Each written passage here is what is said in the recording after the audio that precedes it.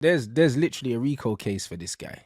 It's one of them ones where I think it's fair with every manager that you put together the positives and the negatives. And for me, the negatives far outweigh the positives with this guy at this point. And it's only been when did he come in? He come in summer, so what? It's been about 18 months, isn't it? It's been about Yeah. 18 months. We've seen more negatives than positives. The players that he seems to be confiding in, yeah, and the players that he's happy to let go are an issue for me also. There's just so many different things. Like, if he was letting go of some of our better players and I could see the style of football he was trying to play and maybe they just didn't suit the system he wanted or the style, I could more kind of support it, like that. If he openly come out and he said, you know what, man, don't want none of these unathletic technical players. I just want pure monsters everywhere, and that's how we're gonna play. Cool, but then show me the style of football, yeah, to corroborate with that. But what it seems like is this guy's just changing his story every week. Now all of a sudden, he's got a right footer on the right mid, and that works because he comes into the pitch and connects and triangles and all this rubbish. But you spent £80 million on Anthony, the most left-footed player, yeah, in the history of football, bruv. So it wasn't always the plan to have a right footer on the right wing. You know what it is? I think it's like I'll be honest, yo. Like I've got no shame in putting up my hand and saying I was wrong. I actually backed this guy so much. I've never backed the manager as much as I backed this manager. It ain't just you, blood. I had t-shirts, fam. Yeah, that's sadness. Like, I had t-shirts. No one backed him more than me, bro. Like, we'll brush that one under the carpet, fam. But listen, that's what it is. But bro, it's man. I'll be real. Like I backed him so much, and it's just I used to always bang on about. I give him 18 months. I judge every manager by 18 months because so much can happen in a manager's first 18 months. But it's just he lost me this season. I'll be honest, like people have like a whole list of things to criticize him about. I'll be honest, the majority of the things I don't really care about. The only thing that lost me is more the footballing side of things because I was like, your stubbornness, and funny enough, like Ajax, people used to complain about this. Like they were winning, but they were like, listen, there's a very stubborn side to this manager which can hold him back at times. And you touched on the whole like footballing side of thing, which is like, first we were told we want a player with a certain skill set or like a certain preferred foot on a certain side. But even now, it's not consistent. Like every day you're seeing different Donnies play all over the park. But for me, it's just, he let me down with his structure and he's too stubborn to change it. And it's gotten to a point now where it's like, you can have that left-footed player on the right-hand side. If the structure is flawed, he'll look shit. You can have 11 world-class players. 11 world-class players in a structured, in a flawed structure will look bang average. But the problem is we don't even have 11 world-class players. So we've got mid-man, average players in a flawed structure. And listen, when you sit down and watch the game, you see Mandem stinking it out. And that's where he lost me, bro. I'll be real. The structure, and he's showing I'm not changing it because even when he comes out and talks, he's not changing it. Yeah, but that's the thing, though, and that's what people don't understand. Because the game of football has evolved so much, people now see the term system player almost as a disrespectful term, and it's actually not. Do you know what I'm saying? And it's like when you look at, for instance, teams like Brighton, teams like Pochettino, Southampton, and stuff like that. Remember, we had Wanyama and Schneiderlin. Wanyama went to Tottenham, Schneiderlin went to Man United. Morgan Schneiderlin never looked like the Morgan Schneiderlin who was the best midfielder in the league on paper at Southampton when we signed him, bro. Like, certain players just look better in certain systems. And you'll see it at Brighton now. You've got the likes of the Matomas and all that. And a lot of the Brighton players that have been signed from Brighton haven't looked the same. Caicedo doesn't look the same. You can argue that Donny that Liverpool signed doesn't look the same at Liverpool that he looked in Brighton. And people need to just, people just need to understand that in football, like, it's not a disrespectful thing to say that a player is a system player. It just means that system is getting the best out of the players. And the manager hasn't got a system that's getting the best out of any of the players. And he's not even able to pick his best players. So I don't know what he's doing. you know what it is? It's like I actually touched on this about a month ago, where I was like, you can judge managers of so many different things. Like some people judge them off, I don't know, like talent ID, which players they like to sign, which players they let go of. You can judge them off play style, man management, the way they are in the press. And I was like, you know what? You should judge managers on how well they utilize their best of players. And fair Mm, enough, like it's a Man United squad where even after having spent 450 million, if I were to say to you right now, who are our best of players, you'd probably struggle to name me three. But mm, even those three, he hasn't gotten anything out of them this year. And that's where I was watching him this season. And I was like, brother, like the structure is flawed. The way you use your best players is flawed. Like, if anything, like you sign a striker, funny enough, like you spend the whole summer chasing a striker. You signed a striker and you don't even use him the same way Atalanta used him, because the only reason why we wanted him is because of how he done at Atalanta. We're using him as a target man. The mm, guy can't do it. You've got at times Bruno doing what is it, winger duties. You've got Rashford one day striker, one day left, one day right. You've got mm, McTominay one day box to box, one day deep, one day up front. It's it's just gotten to a point where it is like the beginning of the end. And this is what most managers do, to be fair, not just Ten Hag. Like when mm, shit is going tough and you need to win, bro, the last thing they're going to do is go on the training pitch and try and address things. They're just going to keep rolling the dice in hope mm. that they get the lucky six. And the thing is, he rolled the dice a few months ago and he hit a six with McTominay when I think he came on against Brentford and bagged the Brentford and he brace. Yeah, scored 2 goals. And then I think he scored the next game and he yeah. also scored. And I was like, yep, McTominay is going to start because McTominay is now shown I can bail you out. Problem is, it's only McTominay that's bailing him out at the moment. And it is the beginning of the end, but Mm, he deserves it if he gets sacked, because I'll be honest, like out of all managers, ever since Fergie, he's the only manager that's ever gotten the backing from the board. Like it's a shit board, but bro, like mm, he's been getting away with murder with some of the stuff that he's been saying, some of the stuff that he's been doing. Like they, bro, 450 in 18 months. mm. Ollie spent 400 in 4 years. Yeah. So the fact that 18 months in, and we're talking structure, we're talking how do you use your best of players, we're talking basics, which funny enough, other managers have come in and addressed those basics within a matter of months. But 18 months in, we don't know how to press. There's no pattern to us on and off the ball.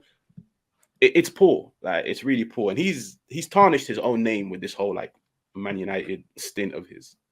Oh, 100%. And the thing is, even when you look at obviously there's no style of play, but also when you look at the players that he's brought in, you're struggling you're struggling to really see what he saw in them.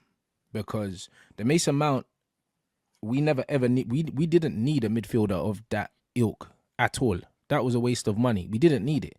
Like we've got Kobe Mino. So Mm, we had a player in the youth team that could already play midfield. Kobe Mino's at 8. He's definitely not a 6 for me. Like he can play in the 6 because he's technically good, but you can see by the way he moves with the football, he wants to be higher up the pitch, innit? He's definitely not someone that's just there to spoil. He can do the box to box thing. We had Donny van der Beek. We let Donny go, but it's like we let Fred go as well. So we let go of Fred and Donny, and we brought in Amrabat and Mason Mount. Both players we didn't really need, if we're being honest. Mason Mount more so we didn't need. Anthony we definitely didn't need because we let go of Alanga. He's not outperforming Alanga right now. Do you know what I'm saying? So we let go of Alanga and Sancho, 2 wide players. Anthony's not outperformed either of them. So that was a waste of money. Our left, obviously, Lissandro has been injured more than he hasn't been injured. That's gone under the radar because he had credit in the bank from when he earlier came in. But after his first injury, Lissandro's been poor pretty much since the World Cup. mm. He's been poor in it. Do you know what I'm saying? Hopefully, he can get back to the form that we saw before, and hopefully, the injury hasn't done him too much. But he's the only one that the manager has gone out and signed that we can say, you know what, benefit of the doubt. Malacia, we've seen less of him than we've seen. He looks like he's got something, but he's 24 years old. He's not, you know what I mean? He's not 19. Like we've got young Fernandez out on loan. So, and I think we're going to sell him. Yeah, we are You probably. see what I mean? So It's like we gone out and spent 12 million on a player and we had someone in the academy. So when you look at all of his signings, the players he's brought in, the maths are not mathing. And all the stick that these lot were giving Veghorst last season, is Hoyland doing any better? The answer is no. You know what it is? I think when he came in, he wanted to play a certain way. That didn't work out, maybe because I've always said, which is like he had all his eggs in one basket on what's his name, Frankie De Jong. Yeah. Like if he got Frankie De Jong, the problem is that no manager gets their first targets. Like sometimes you do, but I'll be honest, if you go into a window and you want 4 players, I sincerely doubt you're going to get all 4 of your primary targets. Yeah. The problem is that he didn't get him.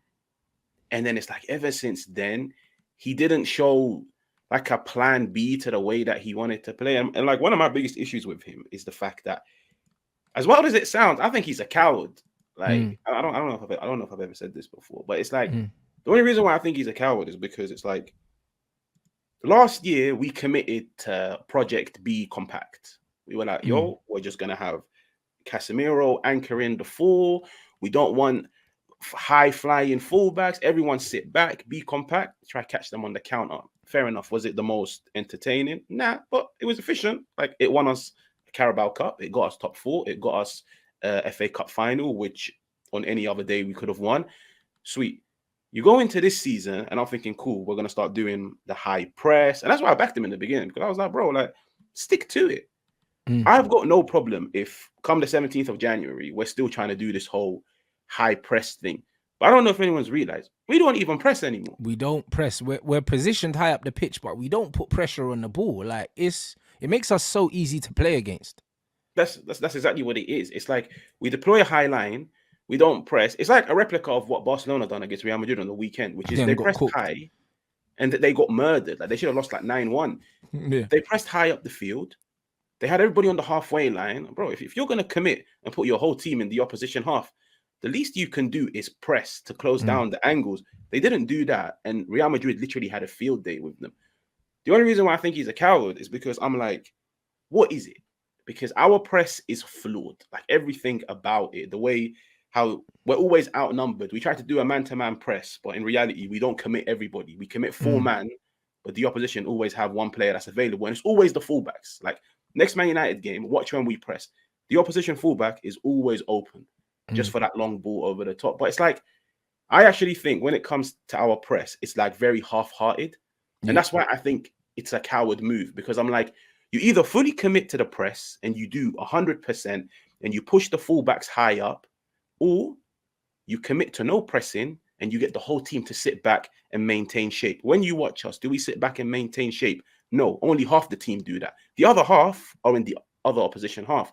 Do we all press as a team? No, 4-man press, and then you got Kobe in no man's land in the center, and then you've got a massive gap between Kobe and the defense. So it's like a donut. That's where I look at it, and I'm like, brother, I think every fan would have respected you more if you tried to be compact like last year and it didn't work out. At least, bro, we can turn around and be like, listen, we're compact because we don't have player A, we don't have player B, we don't have the personnel. We're getting results. Last year we were compact, but we were getting results. No one complained. The problem is this year we're not compact and we don't press high up the field. It's like 50% trying to be compact, 50% trying to press. We're half-heartedly committing to both, but I'll be honest, you can't be a team that 50% presses and 50% compacts. You have to commit to either one, and he hasn't done that. So of course, and that's what I mean. Like I've called him a coward before, because it's like it's one of them things where you got to look at last season. First couple of games, we tried playing out from the back. Remember, we got smoked by Brighton and Brentford, and then he binned it. And then it's like he's tried to go back to that way of playing this season. It's like if he had anything about him, he would have done what Ange did and said, you know what? Even if I haven't got all the players that I want, I'm still going to play a certain way. And that's what I rate about Ange. Like Ange was like, all these managers saying I ain't got the players to play a certain way. Just play. Just play. Do you know what I'm saying? He's playing Emerson Royale at centre-back and stuff like that. And these men are going out there and they're sticking it on teams. Like, they went down to 9 men against Chelsea. Everyone was criticising him, saying, oh, yeah, like, Like, yeah, he was too brave and he too naive and all that. But bro, Son had a chance. They had a goal disallowed on another day. Yeah, they could have got something from that game. And at the end of the day, it's like he was setting the precedent for this is how we're gonna play. And when you're in the teething stages of a new system, and when you're in the embryonic stages of trying to create muscle memory and embed it into players, you have to let these men know that no matter what, this is what we're doing. This manager hasn't done that at any point. You don't come into the league now and be like, all right, cool, we're gonna try this 3-1-6 thing.